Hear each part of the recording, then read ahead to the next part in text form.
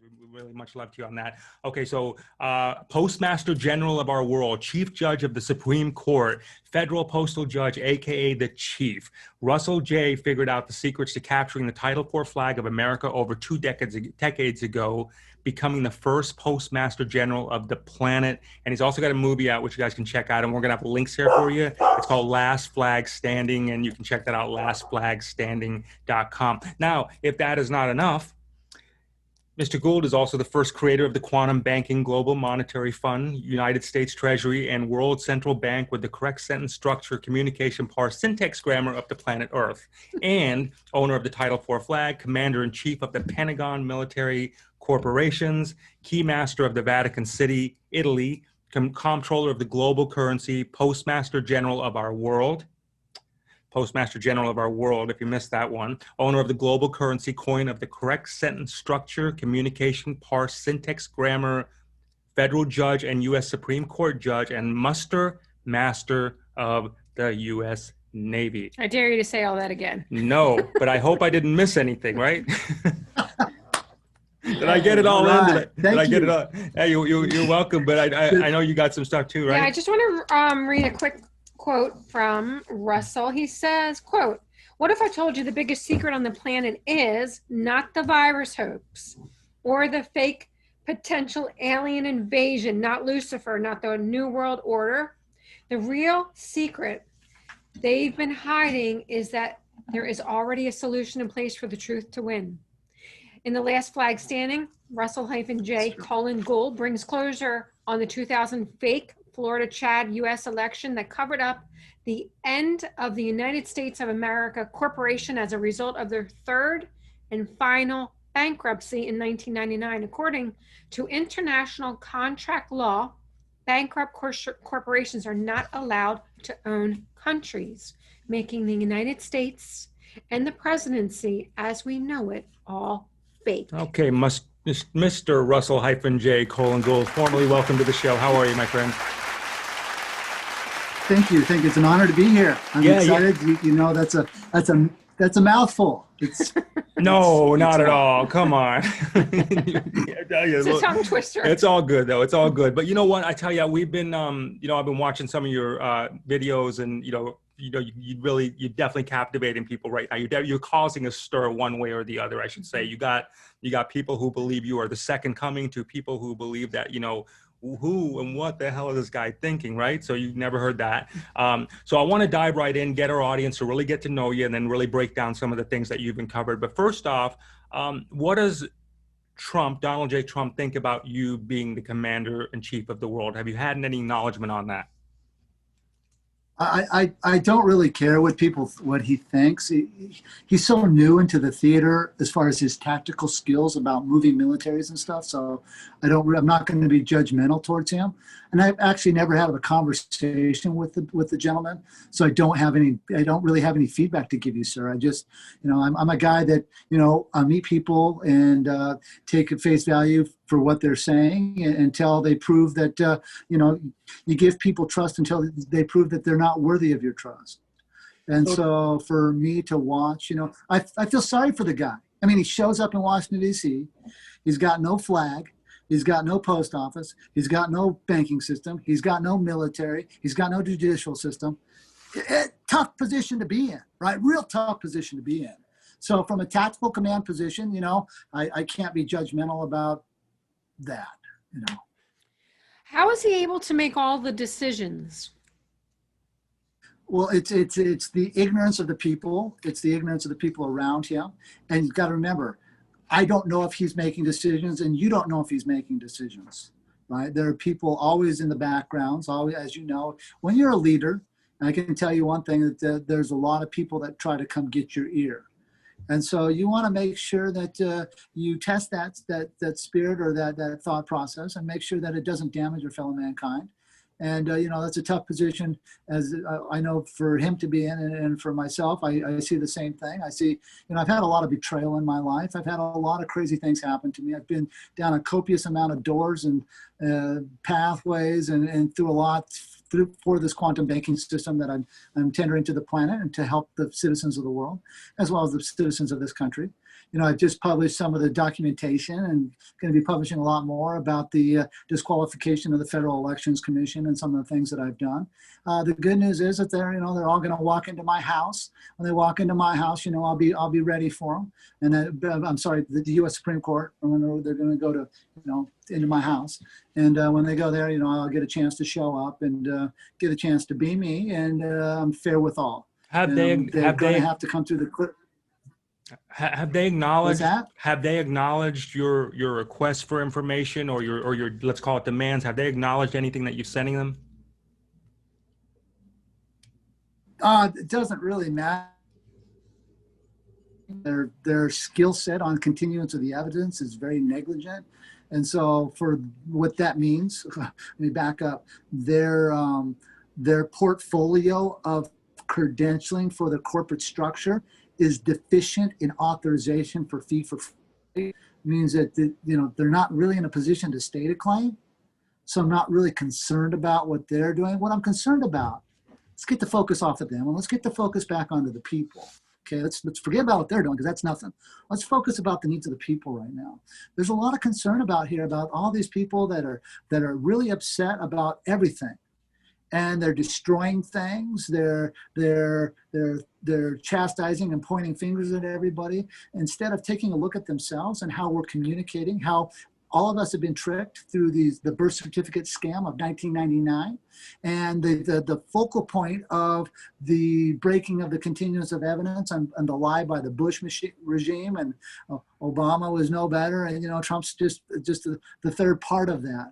So it's a bad thing to watch, but the sad thing is to watch the moral value decline towards our fellow mankind. So some of the reasons why I'm coming forward is to create a sense of peace, that we don't have to destroy things, that the solutions are on the table. There will be many geniuses coming forward within the quantum banking system to put their genius for the solutions on the table for the people. So and not instead of taking the concept away from the people, we're trying to give the people a hand up and still putting their boot on, your boot on their neck. Those days are over. And so that's a wonderful thing. And as well as, looking at the health and some of the things that are trying to be forced and all the scare tactics they're trying on us. It's a sad state of affairs right now for the world. And, the focal point shouldn't be about what they're doing. The focal point should be on the people that are coming forward for solutions.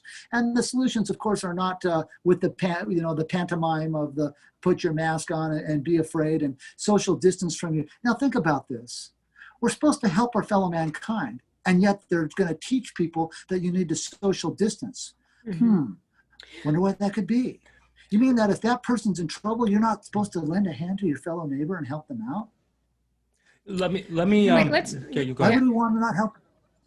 Oh, for Go sure. ahead, sir. Absolutely. Let's just kind of backtrack just for 1 second to help people understand how you got Sure. to where you are, because it's complex. Oh, yeah.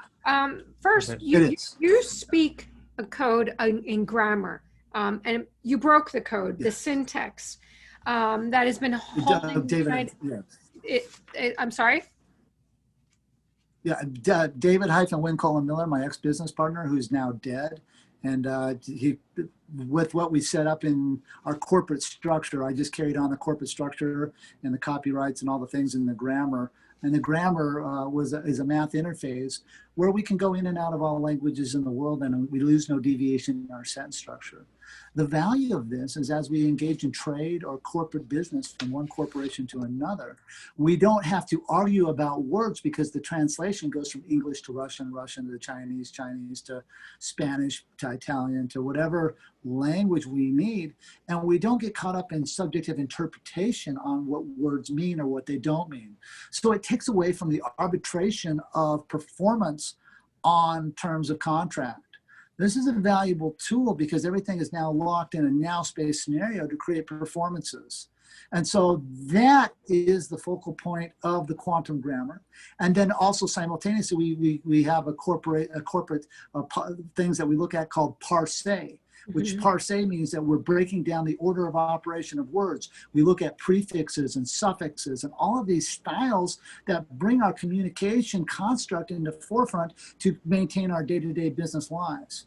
And so with that in mind, we've taken, David and I took time to break down all prefixes and suffixes and do the study on putting everything in a positive performance in the now space.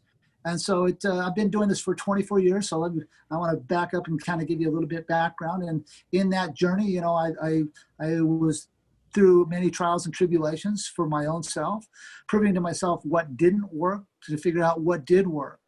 And so when I make these claims at these locations, they verified, and I've had verifiable performances at places such as the Vatican, places such as the World Bank, the IMF, the global stock markets. I rewrote the whole construct for finances on planet Earth. Simultaneously, we rewrote the construct for the style of how businesses conduct business from one nation to another, and that was done at the United Nations with the with the Postal Administration, as well as many embassies and ambassadors. And so it's taken me around a large journey of, you know, learning a bunch. And, you know, I don't claim to know everything, please, but I know what I know, and I know for a fact. I know what I know, and I know for a fact. And when I tell you, I'm Chief Judge of the U.S. Supreme Court. I want to ask you this, because you do have a pretty impressive list, if you would, of you know, what you say are credentials here. Have you been able to take an official role in any of these positions as we speak now? Are you acknowledged in any of these positions, such as Keymaster of the Vatican City, Comptroller of Global Currency? Are you officially acknowledged by that right now? The good news is like when Catholic cardinals see me, they take off a running. I consider that a bona fide certification of the correctness, because everything that they've perpetrated upon the world has been a lie. From the mindless wars to the continued using religion to create strife against our fellow mankind. The divineness and spiritualness is in everyone, in each and every one of us. It is not in a church telling us what to do. That's for sure. That is for sure. Can we call you Chief, by the way? Do you mind if we call you Chief throughout our interview? Okay, all right. Because the Russell -J, you know what I mean? Thanks. Yeah. Chief, so help everyone understand, why was it so important for you to capture the Title IV flag over 2 decades ago? Why is that so important? And where are we now with all of that? Well, that's a great question. So the foundation and some of the things where the law of the flag came from was dealing with, back in older times and, you know, historical days or ancient times, as tribes of people or communities of people would interact and see people, they would have different symbolisms as hieroglyphics, and the house or the tribe would be under that hieroglyphic. And it got put into what they call flags and flag etiquette, which was the law of the flag. So if you came upon a tribe somewhere and they had certain colors up, or a certain country and they had certain colors up, you knew that that land or that tribal band was under the terms of that flag or that construct. So when the United States government came out of bankruptcy, the number one symbol for contracting of the country was the Title IV 1-to-1.9 dimension flag. Now there are other flags. There's the flag of peace. There are several other flags for sure, which I filed copyrights and quantum grammar for in 2007. So there are other flags here within the construct, but the Title IV 1-to-1.9 dimension flag, which is, you'll see back here, is the flag that they put like on coffins for soldiers, right? It's the flag that you, before you go into the post office, it's the flag you're seeing flown outside the post offices. So this is the contracting flag. This is the federal contracting flag. If you have yellow fringe on the flag, you're moving into a 3x5 boat flag. The rules and guidelines for those flag etiquettes can be found for your audience in Army Regulation 840-10, 21, 22, 23, 24, 25, 26, 27, 28, 29, and 210. That will take you into a a comprehension level of what different styles of flags have different meanings. Different things on top have different meanings to what suspends flag. The way flags sit in location also has different variances on what the communication contract right of that flag is. So the flag itself was a controlling mechanism for contracting. So when the United States came out of bankruptcy, David and myself filed for the copyrights on the flag. And in that construct, how did the United States get into bankruptcy? That was by Benjamin Franklin. And I was blessed enough, so that's a good question. I was blessed enough because I'm Postmaster-General, I was able to go to the Benjamin Franklin Post Office in Philadelphia, Pennsylvania, where the United States Postal Service opened up all the glass paintings for me and panes, and I was able to get in, read the bank books and do specific things there to learn. So Benjamin Franklin borrowed 1.6 million francs from France. France sold the note, and they came out with the Declaration of Independence as the bankruptcy charter for that note in 1789. So when that all happened, the bankruptcy note was bought by another banking entity, and then they just put it into when the last domestic bankruptcy and the last domestic bankruptcy. Let's see, Abraham Lincoln went to renew the bankruptcy in 1856. Can't remember the exact date, but 1856 when the South seceded, the 5 southern states seceded.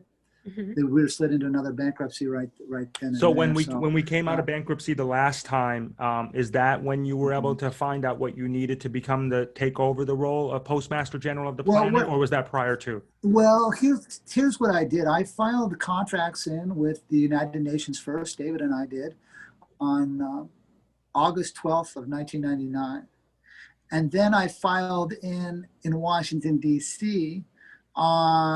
because I saw that we were missing a location because we had taken the flag away from the federal government, and I knew that they were going to have to vacate the presidency of the United States. So I filed under the flag authorship as Postal-In-Inspector to myself from Lander, Wyoming to Washington, D.C. In Washington, D.C., when they received my contract, they put a label on the green card, the green mail slip that you see for certification. And then the labels are classified as tickets. Tickets are classified as postage stamps.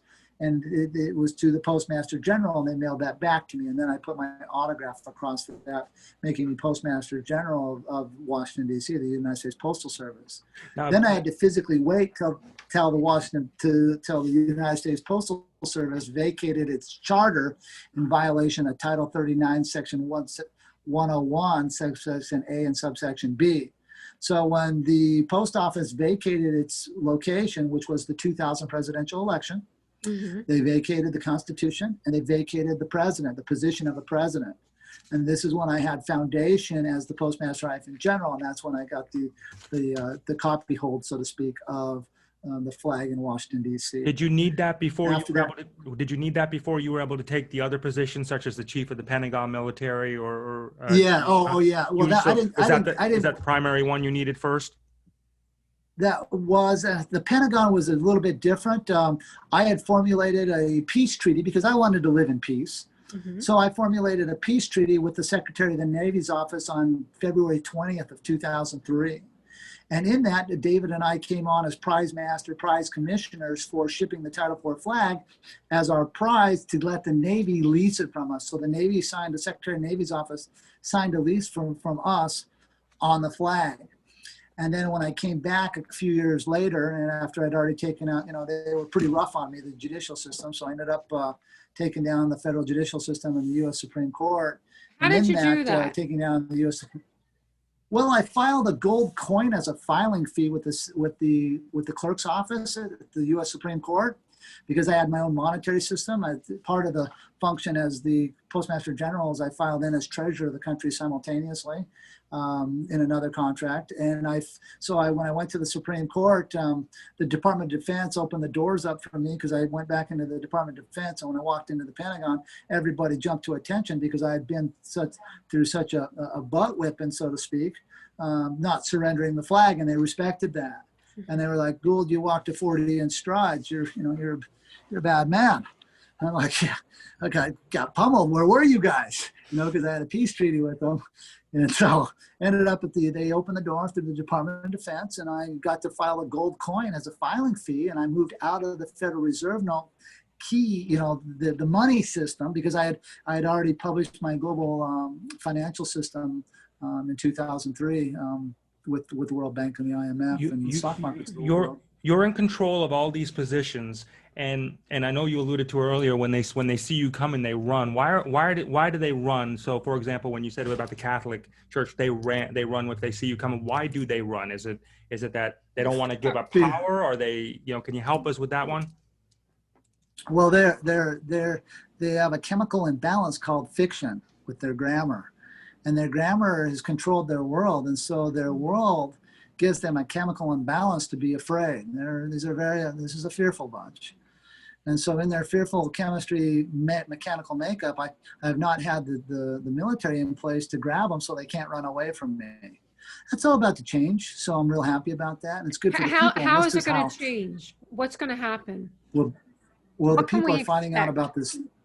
Well, you can find out the people are finding out about this story, and it's a true story. So they actually got to deal with me, and truth wins in the end. You know, I can agree with you. I can agree with you on that. Truth does win at the end. Truth usually prevails, or should prevail anyway, right? But I get my question to you. I want to, again, really just for the spirit of getting our audience to really get connected with you, because you got a really strong message here that you're wanting to get out. And when you go through this, can you help us to understand the process? So, for example, when you actually say, okay, well, look, I'm going to become the chief of the Pentagon military, right? What's the process? Okay. So I didn't set out to do that. Okay. So what happened is I had a peace treaty as Postmaster General with the lease for the Secretary of Navy's office. And as Postmaster General, I had the ability to walk in and out of the Pentagon. Well, when I went to go back in the Pentagon at a later date, they came out with their SWAT teams and threw me off the property. And then they called me on the phone and said, Russell, what happens when peace gets breached? I was like, oh, you got to be kidding me. I got to go to war? Because, I mean, if you know who I am, I'm a pretty peaceful guy. I don't really think that wars are appropriate because it's a lack of communication. And so coming to find that balance of communication, that's why I got into the grammar, is because it allowed me the peace of knowing that I knew what all the terms of the words were, right? Mm-hmm. Then I can perform with the contract. And so I ended up having to conduct when I had to go to war with the Pentagon, I conducted the world's largest military court-martialing at the Washington Mall. The Washington Mall is that little strip, you know, outside the obelisk in Washington, D.C. That when I say the Washington Mall, it's that place. The world's I conducted it every 40. The world's largest. How many people were there? How big was it when you said the world's largest? Well, it was every 45 days for 3 years. So I don't know. There were so many thousands of generals and admirals that were sued for AWOL for not showing up to trial. And they had, I don't know, 20, 50 video cameras on me at all times. So I'd order a specific spot open. And then when I'd get there the day before, there'd be no cameras there. But I'd order there at such and such a time, and all the cameras and all the Pentagon would put up all their video cameras. I'm waiting for them to release some of the footage on that so the American people can see that. But I'm sure that they've been very busy scrubbing that, because I was in the process of trying to shut down the war and the vaccines against the U.S. soldiers because the wars were fake. And simultaneously, I rewrote the whole construct for the military veterans affair for more of a homeopathic style, so our soldiers wouldn't have to go through some of the post-traumatic stress syndromes and some of the chemistry that is involved with that. I want to definitely talk about that in just 1 second, because that is a very important issue that is going to touch a lot of people. But I have a question before that, and if you can help us try to understand this, because you said that each flag represents a different meaning, like when it has something on the top or if it has the yellow fringe. That's correct. Are you claiming right now that the United States, is in martial law? Because of it is in martial. It is in martial life and law. And if you don't believe me, walk into your governor's office in Florida, and on the flag standard is going to be the spear. When the spear is on top of the flag standard, it suspends contract. I didn't make this stuff up. Just is what it is. Yeah. What is the What is the symbolism or the process, if you would, when you talk, you mentioned Marshall-Law, Russell-J. Can you explain that for us? And then Nicole, can you explain why you speak in that way and the importance of it and the legality of it? Oh, that's a great question. Hey, you know, I'm going to pose a couple things to you and I'm going to walk you guys through that. So say you're writing a check to yourself at the bank and you go to the bank and you go write a check, say for $35, right? You go 30-5, which translates into 35. Well, numbers are nouns and people are nouns. Now try taking the procedure out of that scenario. So you create 30 space 5 or 305, because you lose control of the noun if you drop the procedure. So when I use procedure in my name, I'm taking control of the facts so I don't allow another outside entity to take control of the meaning. So when you very simple. This is a interesting, and it's fascinating. It really is super interesting. When you went out with you and your partner David before, your partner's name was David, correct? Yeah. Yeah, my ex-business partner was David Wynn Colin Miller, yes. When you first came out together like this, what was your initial reception when you started going to these organizations? Like, what was the level of either acceptance at that level, at that official level? And then how do you feel people are like with you right now from just an overall the masses, if you would? How are they reacting to you? Well, that's a good question. Well, I can tell you on that same date that we got the peace treaty, which was February 20th of 2003, we were at the Postal Reform Commission with C-SPAN and the supposed Postmaster General coming in to talk in front of the Senate Judiciary Committee. And our reception back in the time, because they didn't have an oath of office, they were a fraudulent organization, they didn't have a flag, they didn't have a country. So we took a different position. And when the Postmaster General saw me, he literally turned around and ran out of the building. True story. However, as soon as he did that, David and I jumped up in front of the cameras. C-SPAN shut off all the cameras and we charged them all with treason against the people for their fictitious grammar and not telling the people the truth. So at the time, we were not very accepted very well. We were not very popular because we were coming to them with a message of correctness. Correct your grammar, come clean with the people, let's fix this problem. So this, what we're seeing in 2020, wouldn't happen, right? So they've had knowledge all these years of being correct. They have made a choice not to be correct, but society wasn't ready, which means that the people themselves were so busy back in those days fighting on for their mortgages, you know, going to their barbecues. I mean, you look how society has changed from 2003 to 2020. Now people are at home. They can get in front of their computers. They can do their own research, right? Truth wins. You figured out you figured out grammatically how to be able to, you know, find out the wrongs, or if you would, that were maybe written in here. And then through that process, and help me to understand this one, and this is what I'm trying to wrap my head around this. So when you were able to figure out this, and okay, if I grammatically, you know, phrase this in a way, how were you the one able to actually appoint yourself as that? So for example, how when you looked at that, how were you, could I have done it, for example? If I would have looked at that language, could I have put myself in one of these roles? You could have at the time, but it was done through hieroglyphics. Remember, we got to go back to the foundation of communication. Because they were writing in adverb, verb, adjective pronouns, they would give me their hieroglyphics, right? So what that would mean is, remember what I said? I sent the registered mail into them with the certified green card return, and they put the hieroglyphic on top. So it was a hieroglyphic communication, and it was all they could give me at the time. That is a great question. Yes, sir, you could have done it if you would have had knowledge. But under grandfathering, you can't do it. And they don't even let people in the doors now. It's absolutely insane everywhere. What do you think, me, Muster Master of the U.S. Navy? I think I could do it? No, I don't think that's your, I don't think that, not in this lifetime. Try it. Hey, it takes a lot of knowledge. You know, I spent, I'll let you run with it, man. Yeah, from 1996 to 2003, I was on the phone once a week with Navy JAG, dealing with different commanders and procedures on mechanics. See, this is not were just out there claiming this was a lot of hard work. I Oh, learned a lot yeah. about shipping. I learned a lot about contracts. In return, they asked questions about parsing, syntax, grammar, and communication. I'll tell you that the Department of Navy met me in Charles de Gaulle International Airport because I was mailing myself around the world without a passport. And when I did that, the Secretary of the Navy's office was as the key master or key holder of the Port Authority for Charles de Gaulle Airport, moved me through customs because I didn't have a passport. I didn't have to stop because there's no borders. The U.S. Navy approached me and said, hey, excuse me, sir, we have an American who's on foreign soil that has a possession or a cause and effect, a possession and authority in his sentence structure. What is he missing? I says, well, he's missing the verb of thinking, but the thinking will never change to the condition of the act.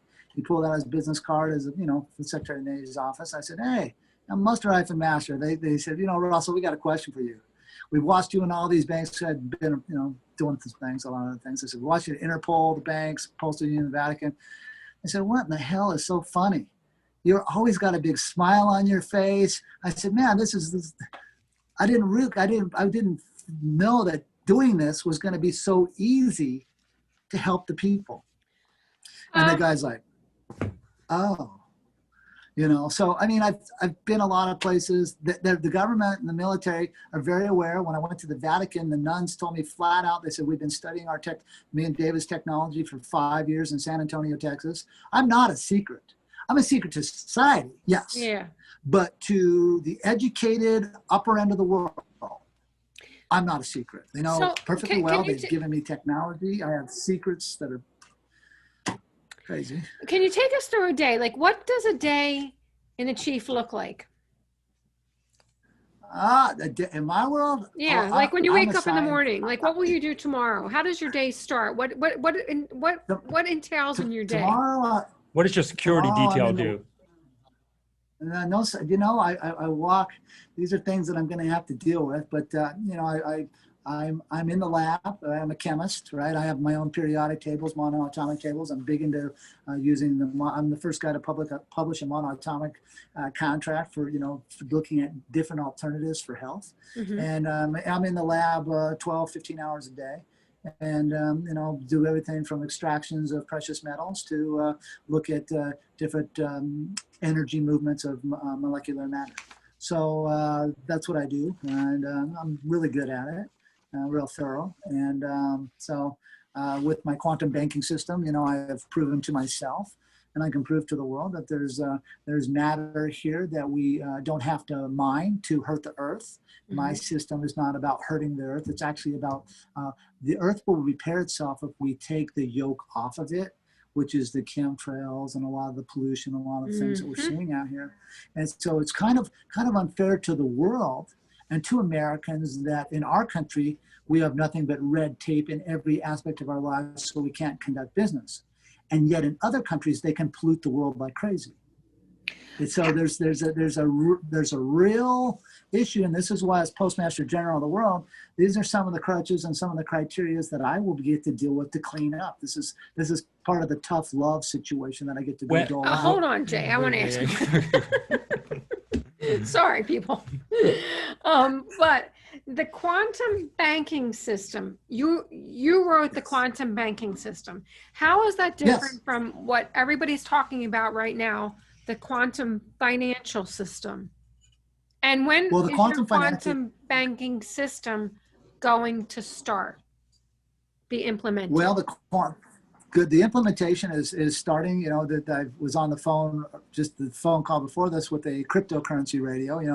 All the crypto guys are going crazy, and I proved to them some scenarios on some of the claims that I was claiming about that. They were very satisfied. But my cryptos and the values that I have are not pie in the sky derivatives based, and I'm not a debt based economy. I'm an economy on a consumption tax where we downsize the overall macroeconomics of the country and the federal government.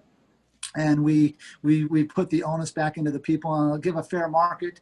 Where there's a lot of complications coming up with the science tech and some of the things that they're going to implement to move the workforce out of the way. Mm-hmm. And that's up for society to decide whether they choose to participate with that or not. It's not up to big tech to force that down our throats. And for good thing for society is the big tech doesn't have authorization to exist in the corporation, and it's martial law, which means in time, bombs can be put a lot of places. And it's unfortunate. Let's Wait, get to one second, we Jay. got one. Hold on. Hold your horses. All right. Hurry The up. quantum banking system, your quantum bank, can you break it down in layman's terms? What exactly is it and how is it going to improve everybody's lives? Well, the quantum banking system does several things. Number one, I got to get in location in Washington, D.C. on the foreclosures and all the mortgages, right? Because the bank's already failed. So the bank failure is over. That's the good news. Yeah. The bad news is that they don't have the authorization to put into place to build a support system for the people. The reason why they don't have the authorization is because they don't have a flag. This is why I'm going to Washington, D.C. to make sure the American people have the rights to use the flag in a mannerism that gives closure and contract through the grammar. Now, to answer your question, how does this help your day-to-day life? Yeah. First of all, it brings accountability. This is not a free handout. It is stability in the marketplace. That we're not trying to give free handouts because there's actually real value in working if you so choose to. But there's no taxation on that which you work for. Okay, so there's a consumption tax based upon what you purchase. Also, simultaneously, there is no death tax. So now you can pass your goods to your family or whoever you This will be love. this will be your plan when you enter in, right? When you assume that This role. is part of it. Yeah, This is part when you this is part of it. What, Are there taxes? Yes. Will we have taxes? No, you will not. we won't have any tax. So there'll be no flat tax. Everything will just be the cost of Well, whatever it'd the good is. Consumer goods tax, right? It's a consumer goods tax. That is correct.